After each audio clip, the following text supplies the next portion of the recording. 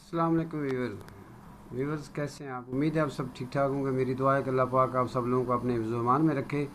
तो आज जो है ना, आपको मैं दो ऐसी शख्सियत से जो है ना मिलाने जा रहा हूँ कि जिनका कोई आज से सदियों पुराना तल्लक है और एक रिश्ता है, और बड़ा जो है ना इनका बड़ा प्यारा रिश्ता है, ऐसे बाप बेटे की तरह।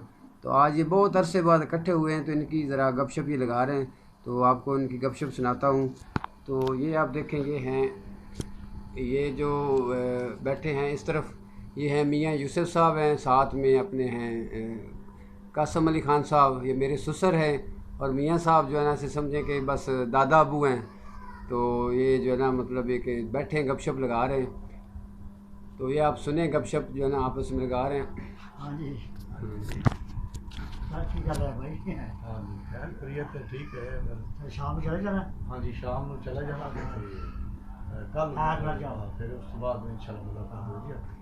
अल्लाह खैर करे इंशाल्लाह।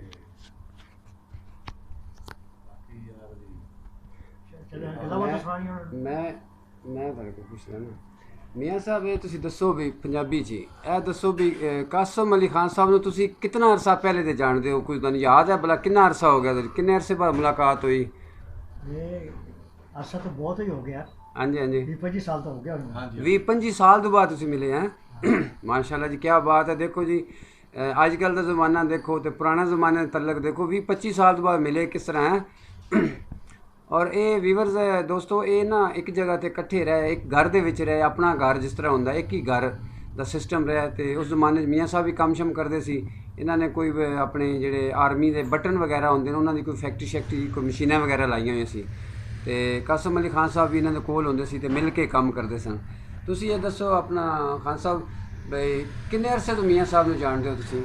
मियाँ साहब के बारे कोई तुहाडे कोई मतलब की रोशनी पाना चाहते हो तुसी? हाँ जी, मियाँ साहब जो है ना ये साढ़े बहुत मुहब्बत कराने वाले ते मुहब्बत कराने वाले बहुत प्यारे जनाब जी।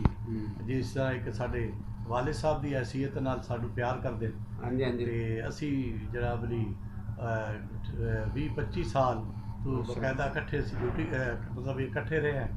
तो वालदेन की हैसीयत नाल तमाम जिस तरह घर के फर्द होंगे इस तरह इज्जत मिली मैनू।